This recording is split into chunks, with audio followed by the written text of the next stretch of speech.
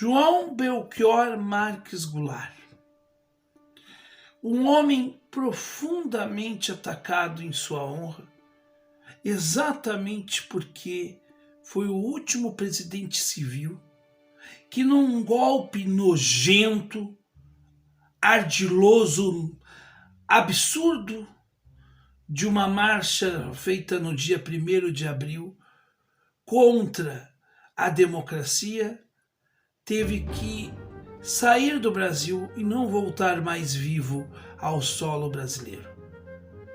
Muitos dizem que Jango, ou João Goulart, é um homem covarde, ou foi um homem covarde. Aliás, há de se dizer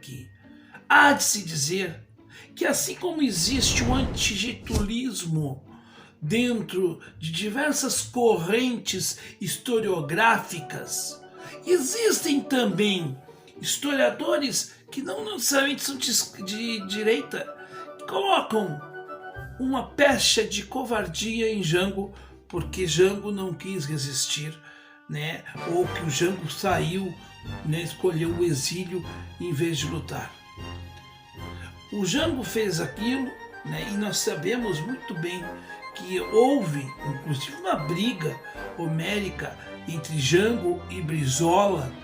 Tanto é que antes do Jango morrer, né, o Brizola fez as pazes com o Jango, mas houve uma briga, eles não se falaram, não ficaram de mal por muito tempo, mas Jango foi para o exílio. Mas por que Jango foi para o exílio? Porque Jango foi um homem covarde? Não, ele era um homem ousado. Primeiro que ele foi ousado ao aumentar o salário mínimo enquanto ministro do Trabalho de Getúlio Vargas. Aliás, por conta disso foi demitido. Jango foi ousado e ele disse o seguinte: nós precisamos fazer as reformas de base. As reformas de base. Pois bem, os anos passaram, vieram a ditadura e nós chegamos da década de 80 para cá e o Brasil começou a se desindustrializar. E hoje nós estamos nessa crise que nós nos encontramos. Jango falava em reforma de base, falava em reforma agrária. Por conta disso, Jango foi perseguido e teve que escolher entre ser taxado como covarde do que ter as suas mãos sujas de sangue. Assim, Jango foi para o exílio e não voltou mais vivo. Esse foi o covarde Jango. Agora o corajoso, o grande corajoso da nossa história, é um sujeito que na década de 70 se encostou no Sindicato dos Metalúrgicos, liderou algumas greves, inclusive fez acordos que desagradaram sua categoria. Uma figura que, quando assumiu o poder em 2003, e ele que adora se comparar a Jango, a Juscelino e até mesmo a Getúlio, pois este fez uma carta dizendo, carta ao povo brasileiro, porque na verdade era uma carta aos banqueiros brasileiros. Este é o grande, mas o grande corajoso Luiz Inácio Lula da Silva. Não, Lula não é corajoso com esse nome. Ele é muito, vamos dizer assim, irascível, muito enfático no meio dos pobres. Mas no meio dos que coordenam esse desmonte neoliberal, essa tragédia que nós vivemos, esse processo de financiamento, né, de esfacelamento da economia, Lula é tchutchuca. Até aceita andar de jatinho da Prevent Senior. Ora, Lula, é por isso que eu tenho nojo de ti.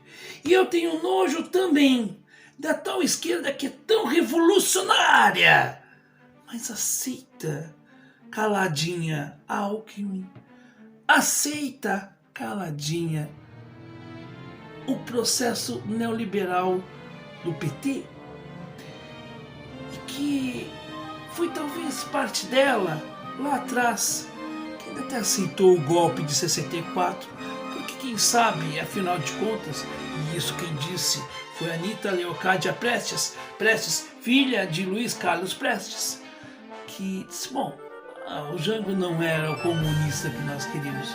O Jango não era comunista, ele só era um homem que pensava no desenvolvimento.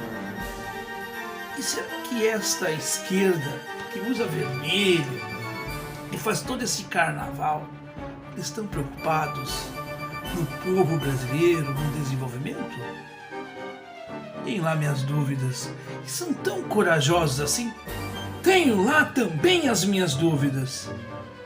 Bom, se é para ser covarde, estou ao lado do Jango, ao lado de quem deu a sua vida para alguma coisa. Mas estes que estão aí, nas barbas do Lula, deram alguma coisa de fato para o povo brasileiro? Porque aqueles que deram alguma coisa, como Eduardo Suplicy, hoje estão sendo ridicularizados por tipos como Aloysio Mercadante. Durmam com barulho desses, hipócritas de plantão.